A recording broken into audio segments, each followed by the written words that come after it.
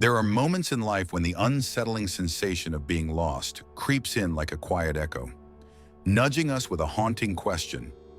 What is truly missing?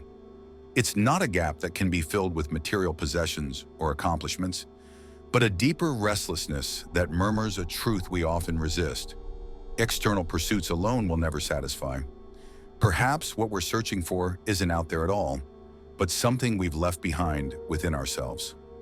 Carl Jung, in his profound exploration of the human psyche, pointed to the paths we often shy away from, paths cloaked in shadows.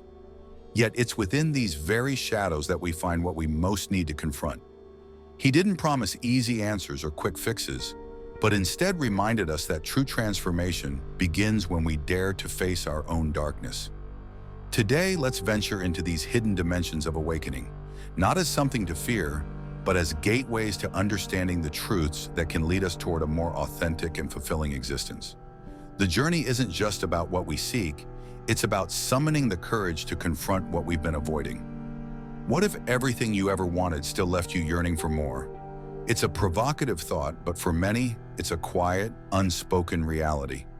Imagine someone who has achieved everything they ever dreamed of: an admirable career, a comfortable home, stable relationships. From the outside, this life seems like the picture of success. And yet, when the applause fades, an inexplicable emptiness remains. This experience isn't uncommon. Viktor Frankl, a psychiatrist and Holocaust survivor, once warned us, "Man is driven by the search for meaning. We can fill our lives with external achievements, but what's essential to feeling whole is never found outside of us." Imagine a chest full of precious jewels, gold, pearls, diamonds. As brilliant as its contents may be, it doesn't hold the key to what truly matters, a genuine sense of purpose for existing. Sometimes we chase goals that aren't even ours. Picture the person who builds a brilliant career because that's what they've always been told they should do, or someone who follows societal norms simply because they're valued by others. This raises a fundamental question. How many of our goals reflect who we truly are, and how many come from expectations we've absorbed without question? When we don't stop to think about what we're pursuing, we end up filling our lives with achievements that don't nourish us.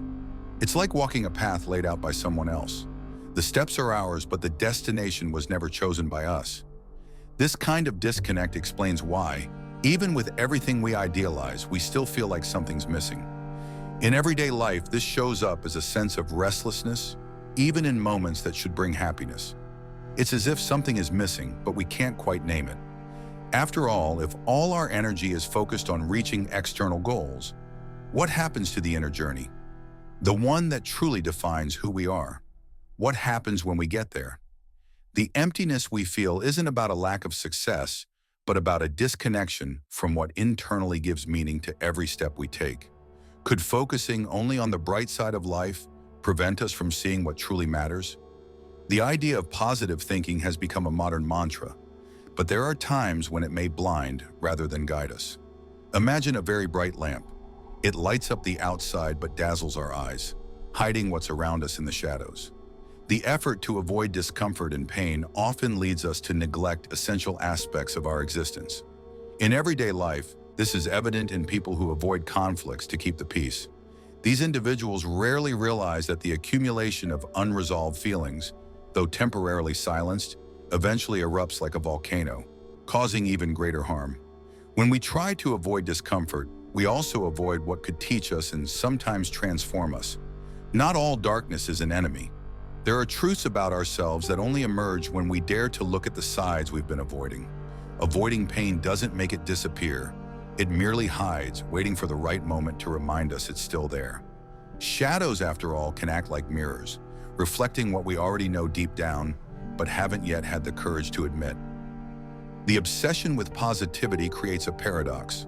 By denying challenges, we distance ourselves from the lessons they bring.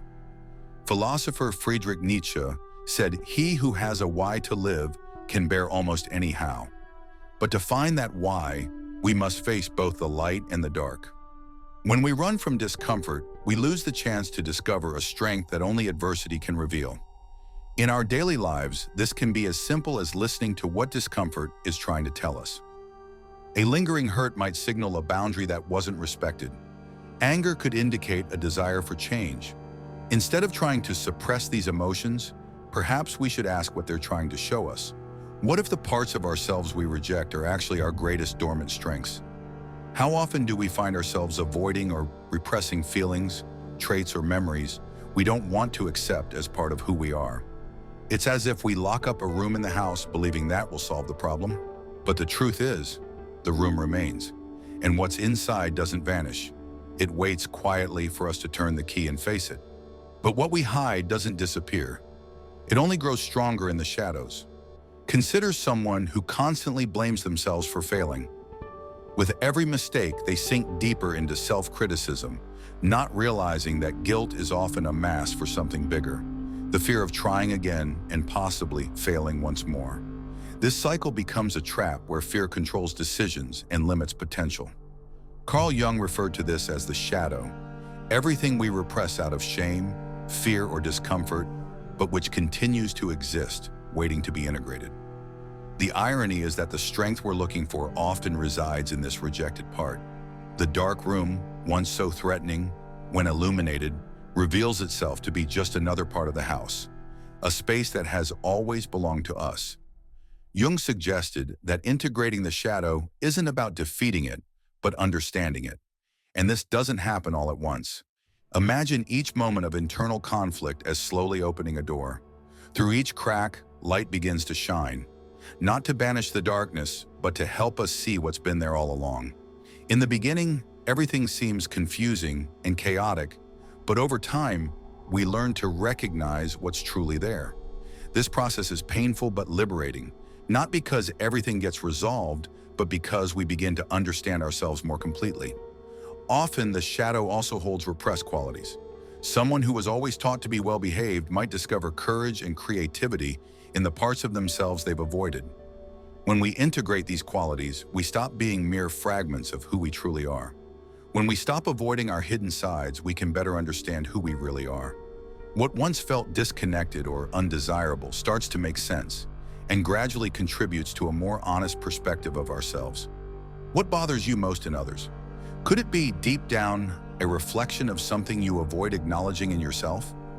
This idea may provoke resistance, but projection is a universal human mechanism. When we judge others, we're often diverting attention from parts of ourselves we've yet to accept.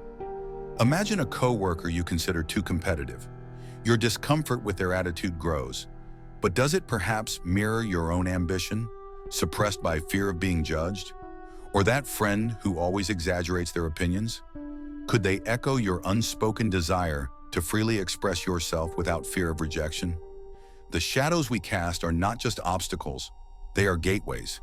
By facing them, we don't just confront our fears, we uncover the hidden strengths and truths that have been waiting for us all along. The journey isn't easy, but it's in the darkness that we often find the light we've been searching for. Express yourself, stifled by insecurity. It's like looking into a cracked mirror. The reflection is distorted, but carries truths we cannot ignore. Projections are not just defense mechanisms, they're opportunities for self-discovery. Facing them takes courage because it forces us to admit what lies beyond appearances, parts of ourselves we'd rather ignore. However, by examining these distortions, we gain clearer insight into our motivations and vulnerabilities. This process doesn't provide immediate comfort, but allows us to move beyond simplistic views and dive into the complexity of who we are. When we look at what the mirror reflects back, we realize that the initial discomfort is less about others and more about what we've avoided exploring within ourselves.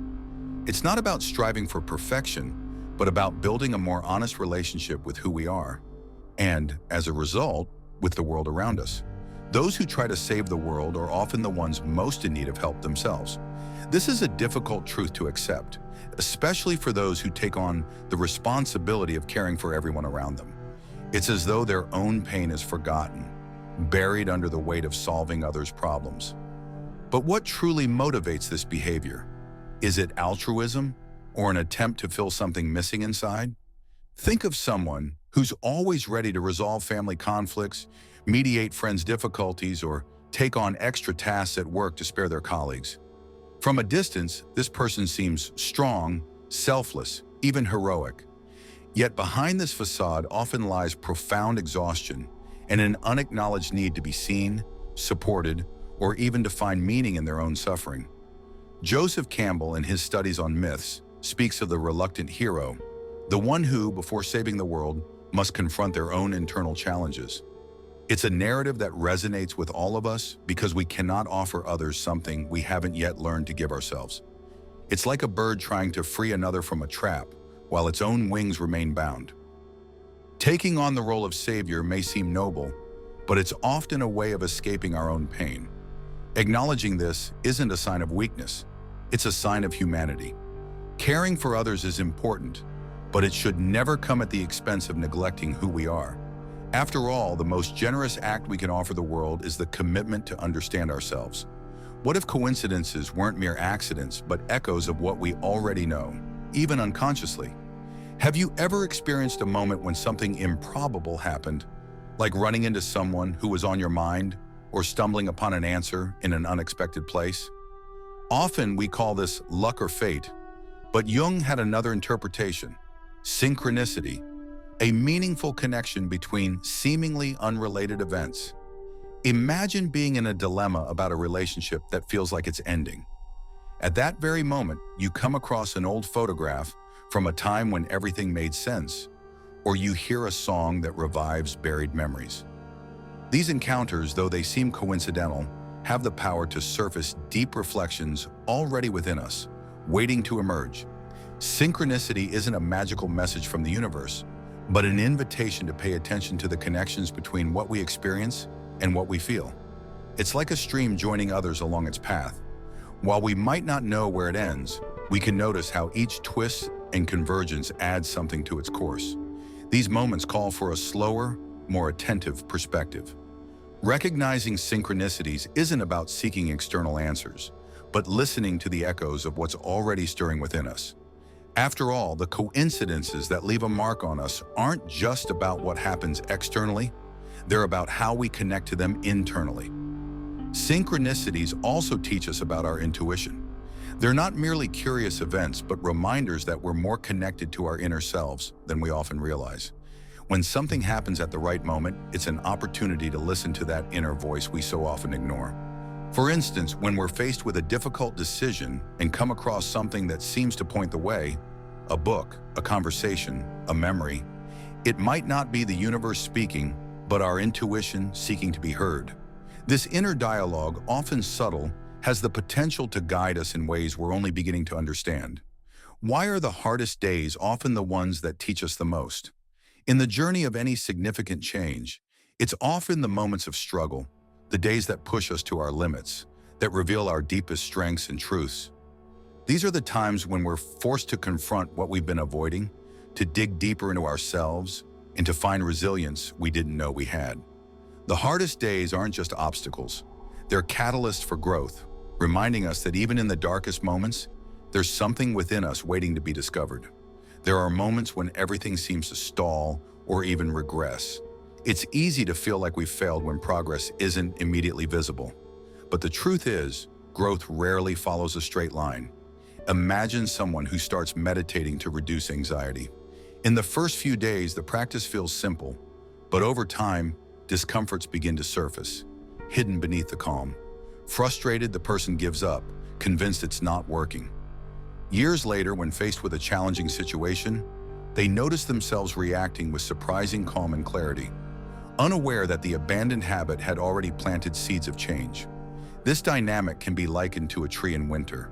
Its leaves fall and its branches appear barren, but beneath the surface, the roots continue to grow, preparing for spring. In moments of apparent setback, it's crucial to remember that learning isn't always visible.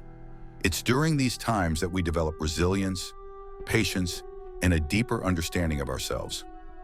Real progress isn't measured solely by visible results, but by how we face challenges. It's in the pauses, when everything seems stagnant, that the most meaningful transformations take place. In a world that prizes constant progress, taking a pause is almost an act of resistance. But pausing isn't the same as failing. It's in these pauses that we process what we've experienced and prepare for what's ahead. Think of soil resting between harvests. At first glance, it might seem unproductive, but during this interval, it regains its strength. We too need these moments to reflect on our experiences. We're not moving backward.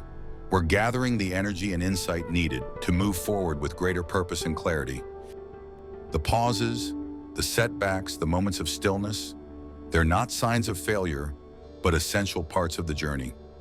They remind us that growth isn't always loud or visible.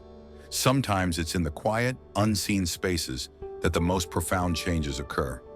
So when everything seems to stall, remember, you're not regressing. You're preparing for the next leap forward.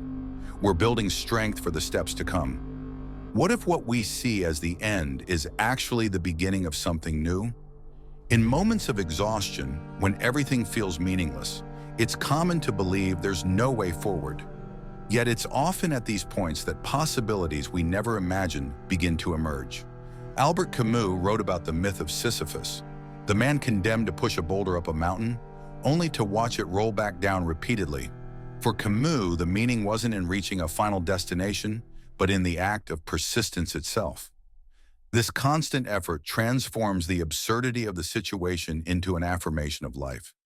Imagine someone facing an unexpected job loss. In the moment, it feels like the end of a carefully built path. But as they explore new opportunities, they discover a direction more aligned with their true aspirations. The road that seemed to end revealed a fork they hadn't seen before. Just like a trail that vanishes into the horizon, the next step isn't always clear. But it's in the walking, the continuous movement, that we find what we didn't know we were looking for. The end isn't a destination, but a turning point, a pause that challenges us to see from a new perspective and rediscover what it means to move forward. Are we treating awakening as just another commodity? It's easy to get lost in this pursuit today. The idea of personal growth circulates like a valuable currency, but often what is presented as self-awareness is merely another race to achieve visible results, becoming more productive, earning more money, gaining more recognition. But does this more truly take us where we want to go? Think of the alluring promises of programs that guarantee spiritual prosperity for a hefty price. They offer a shining future, but often leave us further from ourselves. It's like a golden ladder, dazzling at first glance but leading nowhere. Meanwhile, the work that truly matters, the kind that invites us to look inward and face what we avoid, remains overlooked. We live in a world that glorifies external achievements and quick fixes, but the real journey of awakening is far less glamorous. It's messy, uncomfortable, and often invisible. It's about confronting the parts of ourselves we'd rather ignore, sitting with our discomfort, and finding meaning in the process rather than the outcome. Awakening isn't something we can buy or achieve. It's something we uncover within ourselves. It's not about climbing a ladder to some idealized version of success, but about digging deep into the soil of our own being. The real work begins when we stop chasing the shiny promises and start listening to the quiet, persistent voice within, the one that knows the truth of who we are and where we're meant to go. We live in a world that teaches us to measure the value of everything, the number of achievements, the size of the bank account, the invisible trophies of others' approval. But in trying to weigh the win or capture light in a bottle, we forget that the most transformative things in life cannot be calculated. They happen when we allow ourselves to be present, when we let go of the urge to accumulate and simply feel what it means to be human. This reflection requires courage. Courage to question what is sold to us, to stop searching outside for what can only be found within. True growth isn't about having more. It's about recognizing what we already have, and more importantly, who we are. Maybe what we need isn't to acquire, but to acknowledge. Maybe true wealth lies in everything that cannot be bought. The real richness of awakening isn't in the achievements we display, but in the truths we learn to accept. We live in a world that celebrates absolute certainty, but there's a unique beauty in admitting we're still learning. After all, awakening isn't a destination, but a continuous journey of discovery. Great teachers like the Dalai Lama often remind us that wisdom isn't something we possess fully. On the contrary, they teach us that each day offers an opportunity to look at the world with curiosity and reverence, as if for the first time. It's this attitude of constant learning that makes the journey richer and more meaningful. Imagine a starry sky. No matter how many times we gaze at it, there will always be stars we haven't seen and constellations we don't yet understand. Acknowledging this doesn't diminish us. On the contrary, it connects us to the vastness around us and to the humility that brings us closer to one another. In the end, the beauty of awakening lies in embracing our humanity with all its contradictions. It's not about accumulating answers, but about welcoming the questions, about understanding that we don't need to know everything to live fully, and that with every moment of acceptance, we find a little more peace. The greatest discoveries we make aren't in the answers we seek, but in the questions we dare to ask ourselves. It's in the willingness to look inward, with all its contradictions, doubts, and possibilities, that we find something more meaningful than any external achievement. This isn't a path measured by speed or results, but by how willing we are to recognize and accept who we are. Awakening isn't a ladder to the top, but a process of peeling back the layers that separate us from our essence. It invites us to see our wholeness, light and shadow, successes and mistakes, strengths and vulnerabilities. And it's in this encounter that we discover what truly drives us. May we walk without haste, learn with openness, and live with authenticity. Because in the end, every step we take, whether steady or hesitant, is in itself a part of what makes us whole.